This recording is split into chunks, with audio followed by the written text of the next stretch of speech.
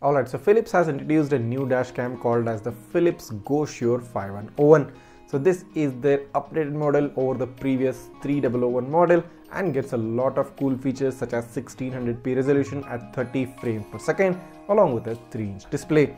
So in this video I'll be showing you a quick unboxing and the installation of this dash cam along with their detailed app setup and app settings, and following it up by showing you the number plate readability and the video quality review of this dash camera. So by the time you finish watching this video, you'll have all the knowledge which you need in order to decide if this is the right dash camera for you. You're watching Travel Tech. Let's get started.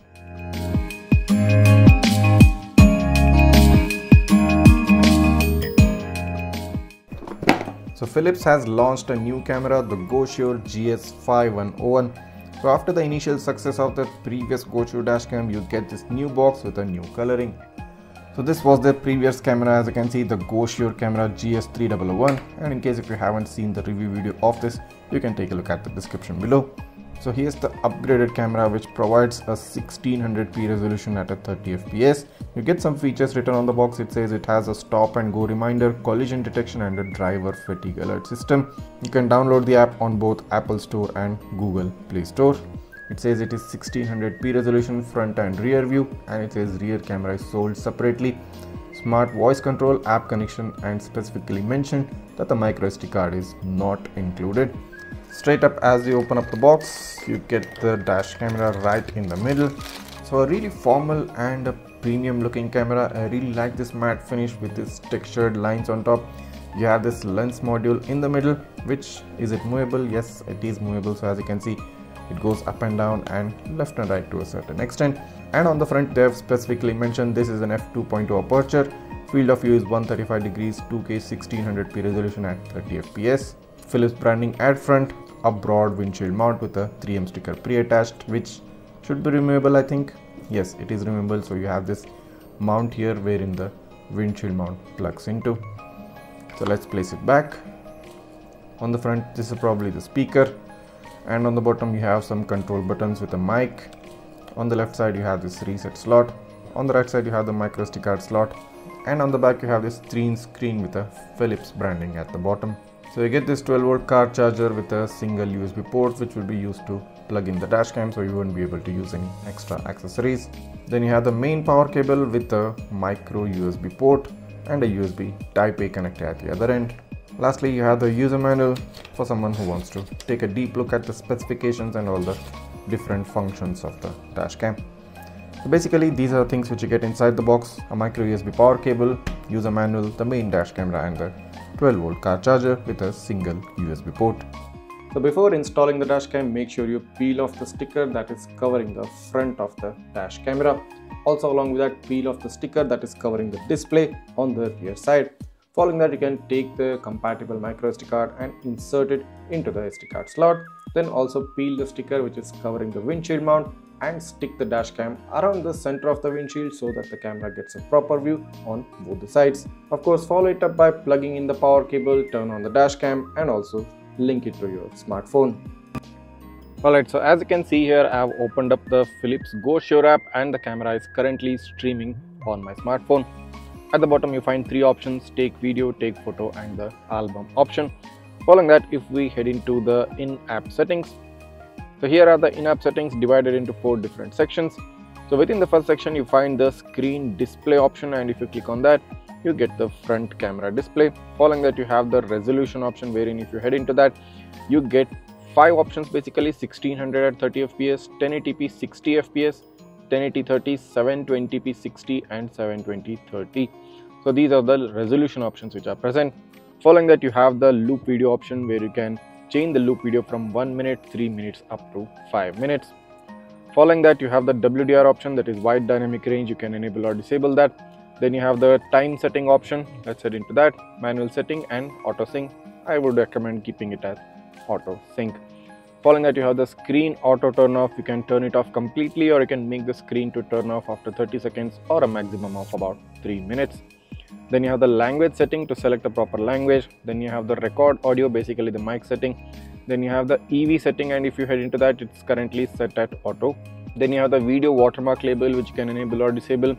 Then the volume of the speaker, low, medium or high, I presume. Yes, it is low, medium or high.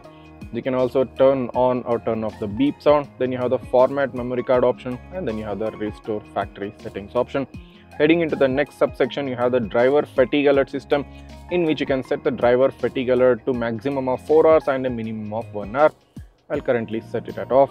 Then you have the collision sensitivity. You can set it at low, medium or high, and you can turn it off completely as well. Then you have the stop and go reminder. You can turn on or turn it off. Then you have the headlight reminder to remind you to turn on your headlights when it gets dark. Then you have the record mode option, which is currently turned as off. You can set it at parking mode or time-lapse mode. This would probably require the hardware kit.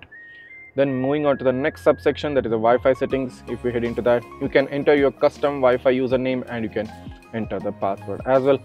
Then lastly, the main major subsection, you have the memory card free space, version number, device number, firmware upgrade option, and even a common problem option. If we do head into the firmware upgrade, it says that this is the latest version. So heading back to the main home screen.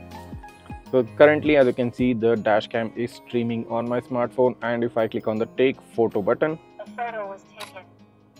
You can see a snapshot was taken and even notification did come up. And if we head into the album section, so these are the currently recorded loop videos and you can access them via the album section. There's a single file recorded for the event section, and there's the photo which I just took right now. So this is basically the simple and a straightforward app interface for the Philips GoSure dashcam. Moving on to the on-screen settings of the dashcam, it provides the date and time notification at the bottom and various other notifications on top, showing you the resolution, frame rate, and mic option, the headlight reminder option, and rest of the other features.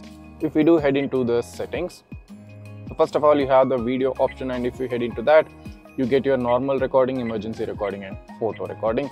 Following that, you have the driver fatigue alert system. If you click on that, you can turn it off. You can set it to 1 hour, 2 hours, or 4 hours. Then you have the collision detection, basically the same option which you just saw in the app settings. Then you have the stop and go option. If you click on that, you can turn it to open or you can keep it as closed. Following that, you have the preview mode option, then later followed by the Wi-Fi settings, then the resolution option. Then you have the video time, basically the loop recording, I presume. Yes, it is exactly loop recording. Then you have the option to turn on or turn off the WDR, that's wide dynamic range. Then you have the date and time settings. Then you have the LCD auto off settings. Then you have the format SD card option. Then you have the language option. Then coming to the voice recording or the mic option. Then you also have the exposure value option, that is the EV option. Then you have the date stamp. Then you have the headlights reminder. Then you have the parking mode, and then followed by the time lapse mode. Then you have the volume setting, and then followed by the beep sound. Then lastly, you have restore to factory settings or default settings. Then in the end, you have the about section. So these are the on-screen settings, which are basically similar to what you find in the in-app settings for this dashcam. So starting with the number plate readability of this dashcam under low light conditions.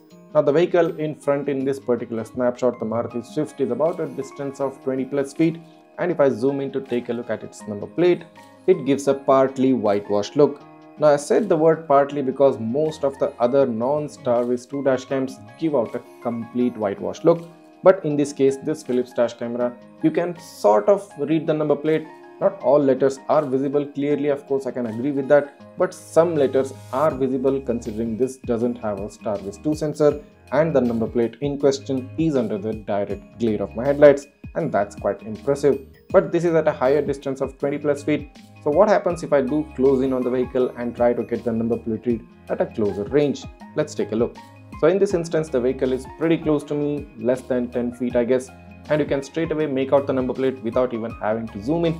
But still, I'll just zoom in to show you the kind of image quality which you're going to get. So as you can see in this zoomed in image, there's absolutely no noise. You can clearly make out all letters and numbers in this image, and considering the fact that this camera doesn't get a Starwish 2 sensor and is able to give out a very good read of a number plate at a close range, shows how well Philips has upgraded its camera compared to their previous model. Showing you another example in a similar low light condition. Now there's a Tata Nano at front, about a distance of 15 or 20 feet or more, and if I zoom in on its number plate, now this doesn't get a partly whitewashed look, this does get a complete whitewashed look, which is kind of a common thing in all non-Star Viz 2 dash cameras.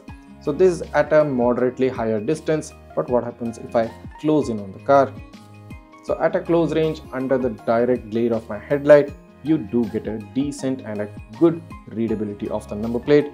Now I don't have to zoom in again, but still for your sake I'm just going to zoom in and show you. So as you can see, the number plate readability is excellent when your car is pretty close to the number plate and in spite of the number plate being under the direct glare of headlights. So the overall number plate readability in low light conditions is excellent in the Philips dashcam at a close range and moderately good at a far range. Moving on to the daytime number plate readability. Now the car in front, again the Maruti Swift, is at a closer range of about 5 to 10 feet. But the thing to notice is that the number plate of this car is not a normal size, a car size number plate, but rather a size of a two-wheeler. So what happens if I zoom in at this range? An excellent read of the number plate considering the number plate is of a very small size, matching to what generally a two-wheeler has. You can read each letter and number clearly, there is no distortion, and you can even make out all the dust and dirt on the rear bumper of the car. But this specific snapshot was taken at a close range. What happens if we move into the next example, wherein this particular car has moved a bit further away, about a distance of 15 to 20 feet. Let's zoom in and take a look. So at this higher distance, with the number plate being very small, you still are able to sort of make out the number plate, not entirely well, but with certain level of difficulty, yes, you still can make out each letter and number. This goes to show that the 1600p upgraded resolution from the previous camera is doing its job pretty well, and the 30 fps frame rate is also helping in providing you a stable image whenever you're trying to catch the number plate of a moving vehicle. Moving on to the overall video quality. Now this was shot during night time and I'm quite happy to see that the glare from the vehicles from the opposite side is very minimal and pretty sharp. There's no vague distribution of the glare and it's pinpointed to its particular location with stripes coming off of it. That goes to show that the dashcam has been calibrated really well, and of course even when you look at it straight away, the night footage does look pretty stunning. I mean, the saturation, brightness and contrast levels along with the sharpness levels do look very balanced, and no particular aspect of this video seems to be exaggerated or under exaggerated. You get a very natural looking and a good quality video footage during night conditions. Now even the car in front, as you can see, the Toyota Fortuner, you are able to make out the number plate even without zooming in on it, especially at a close range as you're seeing right now. So I'm quite happy with the video quality of this Philips dashcam during nighttime, and I don't see any sort of a noise or disturbance or distortion, testifying for the fact that the quality of this video is above par and much better compared to most of the other dash cameras which are in this price bracket. Moving on to the daytime video quality. Now this was under heavy overcast conditions, no bright sunlight, completely cloudy, and you can see that the video quality is still looking pretty good. The video is overall dull because of less brightness, less sunlight, but still the overall balanced footage is quite evident when you take a first look at this video. Of course, this Philips dashcam records the videos at 2560 into 1600p resolution at a 30 frames per second, along with giving you a bitrate of about 16,000 kbps. The file size is about 120 MB per minute. Now this is the kind of video footage which is most suitable, or should I say most sufficient, for any kind of evidence which you might want from your dash camera in either insurance cases, legal cases, warranty claims. I mean, this is more than enough footage and a sufficient footage which is quite good. And of course, when it comes to giving out video evidence, it's not just the evidence that matters, it's the quality of evidence which you provide. And in that particular sense, the quality provided by the Philips dashcam looks pretty excellent, looks pretty satisfying, and you probably won't be able to find any sort of a major or a minor complaints when you look at the video quality from this Philips dashcam. If only this dashcam had a GPS feature, that would really have been the cherry on top. So now I hope you've got all the info which you need about the Philips dashcam to decide if this is the right dash camera for you. So if you're someone who has always relied and trusted the Philips brand, and if you're looking for a dashcam under the price bracket of 10,000, this might just be the right product for you. So in case if you are interested in purchasing this, the link to purchase it is given in the description below. Just head down, click on the link and go ahead and buy it for yourself. Also, if you do have any queries or doubts regarding this, you can always write that down. I'll try to get back to you as soon as possible. So I hope this video has helped you in giving you that proper insight about this dashcam, and in case if it did, make sure to go ahead and hit that subscribe button right now and smash that like button, and also don't forget to hit the bell icon so that you get notified each time I upload a new video. Also don't forget to follow me on my Facebook, Insta and the WhatsApp page. The links to those are given in the description as well. Thanks for watching and see you in the next one.